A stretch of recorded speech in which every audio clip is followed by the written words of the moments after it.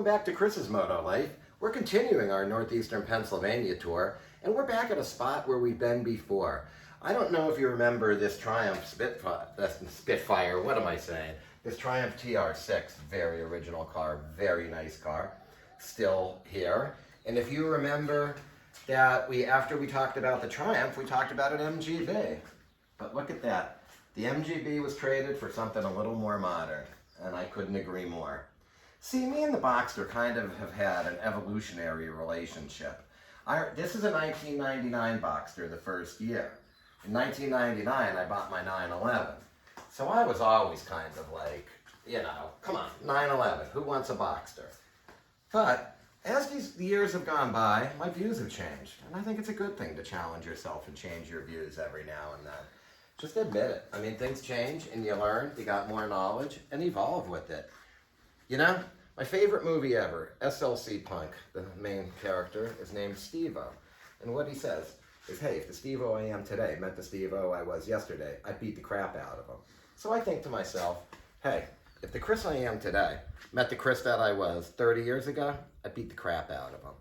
Okay, we got the evolutionary stuff out of the way. 1999 Boxster, I think these had about 207, 210 horsepower. Very, very well handling car, very neutral, and not a lot of room inside. But you know, compared to the MGB that this replaced, I think it's a darn practical car. You've got two trunks. I'll show you the trunk up front. Let's just take a quick glance at it. The back is full of things, so there's nothing to see there, folks. And of course, I can't find it.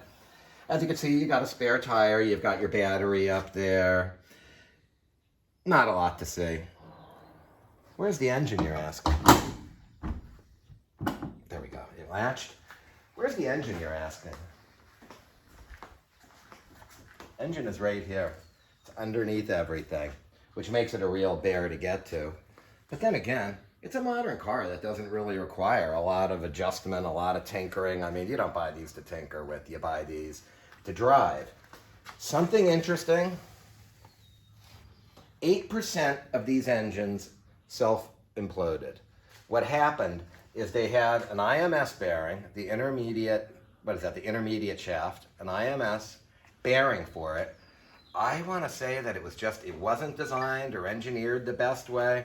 So, as we said, 8% of the engines would lunch themselves. You would just be driving along and all of a sudden the engine would just completely self-destruct, spewing metal throughout the entire oil system. Not a good thing, not a good thing. This particular model actually has had that addressed. There are companies like LN Engineering that make replacement bearings, and I think they make some other stuff that you just throw in while you're there. Then while you're doing that, you may as well do a clutch, which this car has. So I think this car has like 70, 80,000 miles on it. And with a new clutch and the IMS bearing done, this car probably has another 60, 70,000 miles on it. Now, I don't know how many of you are fans of Charlie Sheen and the show 2.5 Men. Well, you know what the episode I'm talking about. It's when Alan buys a Boxster, and the entire joke through the entire show is how it's the girl's Porsche.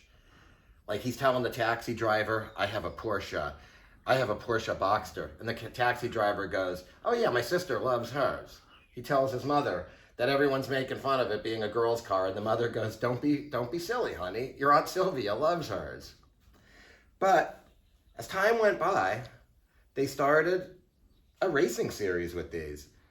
And we call it the Boxster Spec Series with the Porsche Club of America. You can actually take this car with very minor modifications and race it.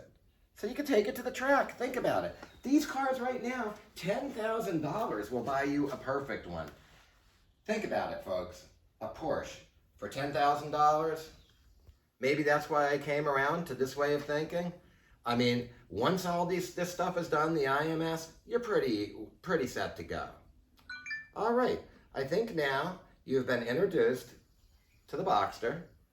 I've told you about my evolution on the whole Porsche Boxster thing. That being said, I want you all to have a really positive week coming up. I want you to go and look at some cars and have some fun because life is short. Take care, folks.